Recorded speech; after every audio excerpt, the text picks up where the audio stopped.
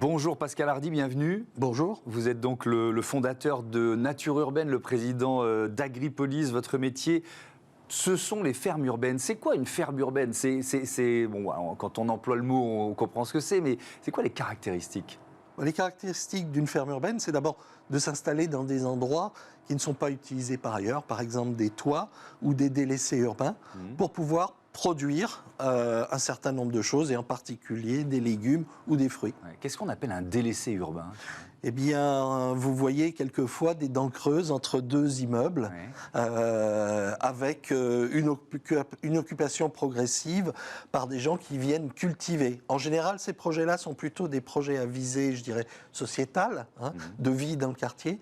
Et puis, vous avez des fermes plus grandes qui, en général, s'installent sur des toits et qui, elles, ont plutôt une vocation productive. Et c'est ce que vous allez nous raconter. Je suis désolé, mais je vous pose quelques questions de B aussi, des vraies questions de curieux. Les fruits et légumes qu'on produit en ville, ils ne souffrent pas de la pollution? Alors, il faut d'abord choisir la bonne technique, et c'est ce que nous avons fait avec des techniques dans lesquelles l'eau, les nutriments circulent en circuit totalement fermé et ne vont pas attraper la pollution de l'air. Et puis, il y a eu un certain nombre d'études, et ce qui est très paradoxal, c'est qu'on se retrouve, quand on fait attention, avec des résultats d'analyse laboratoire qui ont été faites par nous, mais bien évidemment aussi par nos clients, qui peuvent être meilleurs que du bio produit en pleine terre en Île-de-France. Ah oui, effectivement, c'est surprenant. L'objectif d'une ferme urbaine, c'est forcément le circuit court. Ça veut dire que les produits sont consommés dans la ville, ou même dans le quartier, ou même par les habitants de l'immeuble? Oui. Sinon, ça n'a pas de sens. C'est-à-dire, il vaut mieux aller à la campagne si on doit mettre les produits dans des camions pour les envoyer. Je dirais que la vocation, dans notre vision de l'agriculture urbaine, c'est de créer un modèle qui ne soit pas juste une reproduction de ce qui se fait à la campagne. C'est créer un modèle original qui repose, un, sur la localité, deux, sur le côté sain de la production, pas de pesticides, etc., et sur une qualité certaine des produits.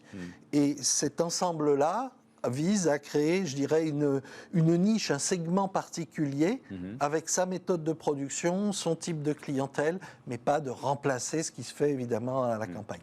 Alors, on vous a invité pour parler de Nature Urbaine, la plus grande ferme urbaine en toiture d'Europe, c'est ça ? Elle le sera bientôt, puisque nous avons installé un tiers de la surface, qui fait 14 000 m², et donc on produit déjà depuis 2020 sur ce tiers de la surface environ 10 à 12 tonnes de fruits et légumes par an. On voit des images pendant que vous nous parlez. On est sur le toit du pavillon 6 de Paris Expo, porte de Versailles. On produit quoi? Des fruits, des légumes?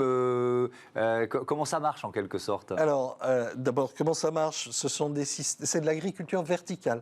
Donc, ce sont des systèmes soit de gouttières, soit de colonnes de culture dans lesquelles circule un mélange d'eau et de nutriments. On n'utilise que des produits utilisables en bio, je le précise. Et on produit une vingtaine d'espèces, essentiellement des légumes. Et donc tout ce que vous trouvez dans un supermarché, sauf les gros légumes racines, type pommes de terre ou carottes, bien évidemment, parce que ce n'est pas adapté au système. Et puis des framboises et des fraises. Ok, ça y est, j'ai faim. Est-ce que les riverains peuvent cultiver leurs fruits et légumes? Comment vous avez intégré cette ferme urbaine qui va devenir gigantesque, dans le quartier? Oui, alors il y a une partie, je dirais, productive, professionnelle, et puis il y a une partie qui est destinée aux habitants du quartier, avec des bacs de culture, et les habitants louent ces bacs et viennent. C'est une sorte de jardin ouvrier 2.0, va-t-on dire, et nous sommes là pour les aider, les accompagner, les conseiller, défricher quand ils ne sont pas là, organiser avec une petite app un minimum de convivialité pour pouvoir porter cette dynamique.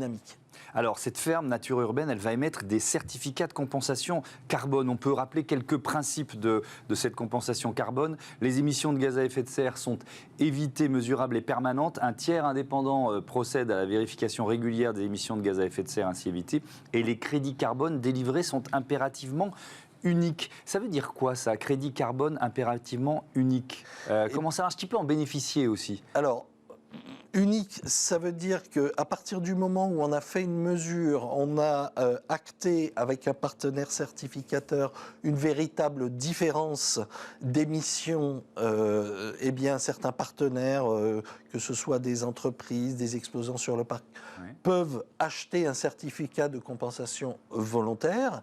Et bien évidemment, pour une quantité calculée, on ne peut pas vendre plusieurs fois le certificat correspondant. Sinon, évidemment, ça dévaluerait et ça n'aurait aucun sens.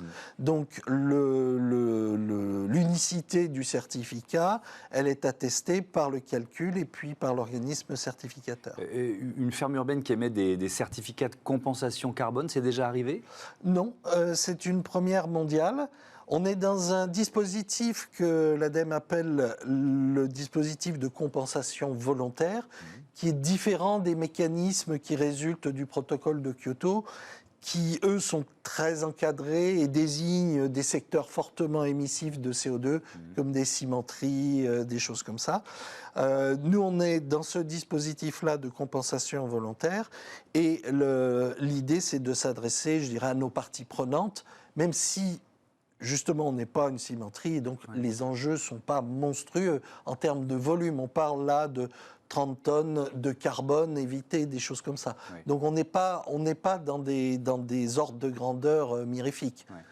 Donc c'est bien ça, 30 tonnes de carbone évité, ça vous donne le droit d'émettre ces crédits. Voilà, c'est le principe. C'est-à-dire qu'on a constaté que pour 1 kilo de légumes ou de fruits que nous générions, en ayant fait le calcul, on émettait 1,7 kg de moins qu'une production conventionnelle.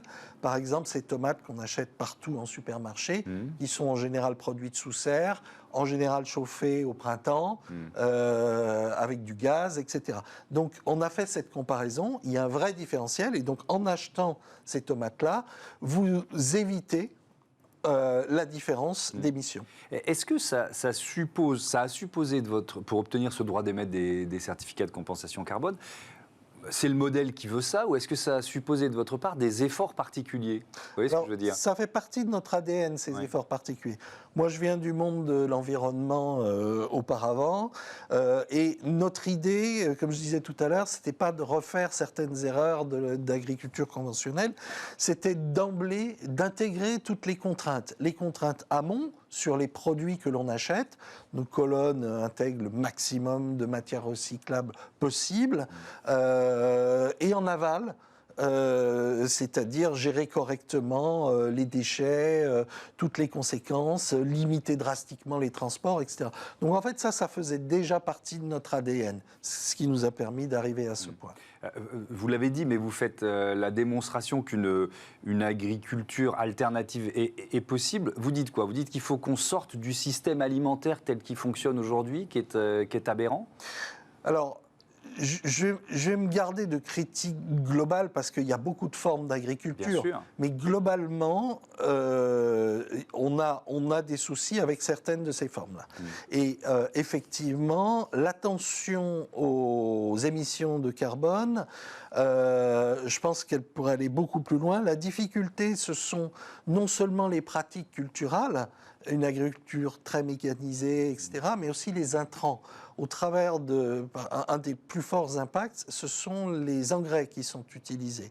Et donc, c'est pas simplement l'agriculteur lui-même, c'est toute la chaîne, la manière dont sont produits les plants, la manière dont sont produits les intrants, la manière dont sont gérées les conséquences aval, les externalités. Donc, oui, aujourd'hui, les systèmes alimentaires, du point de vue du CO2, ne sont pas équilibrés et ne sont pas viables à long terme. Oui, et sur la gestion de l'eau aussi.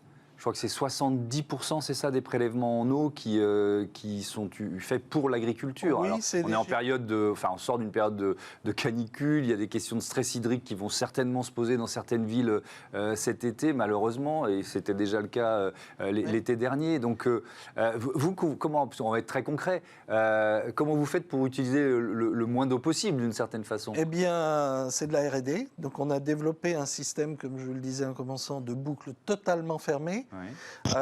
À partir du moment où vous irriguez des racines de plantes, en agriculture classique, qu'on soit sous serre ou en extérieur, Avec les nutriments, d'ailleurs, les engrais, vous en avez une bonne proportion qui part dans le sol. Oui. D'accord ? Notre idée, c'était de tout récupérer, puisqu'on est en agriculture verticale, c'est possible.